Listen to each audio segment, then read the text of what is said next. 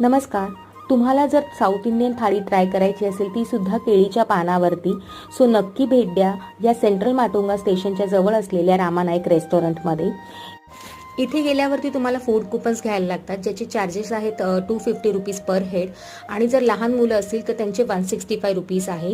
So ह्यांचा जो lunch time आहे तो 10:30 वाजल्यापासून सकाळी चालू होतो तो 3:15 पर्यंत, आणि संध्याकाळचा 7 ते 10 वाजेपर्यंत. हे रेस्टॉरंट सोमवारी बंद असतं. सो ही होती माझी थाळी. सो सगळ्यात पहिल्यांदा होतं लोणचं आणि मीठ, मग 3 प्रकारच्या भाज्या, मग येतं सांबार, रस्सम, आपल्या आवडीनुसारची स्वीट डिश आपण तिथे घेऊ शकतो, 1 वाटी दही होतं, आणि त्याच्यासोबत त्यांनी मला पुरी, फुलके आणि पापड दिले होते.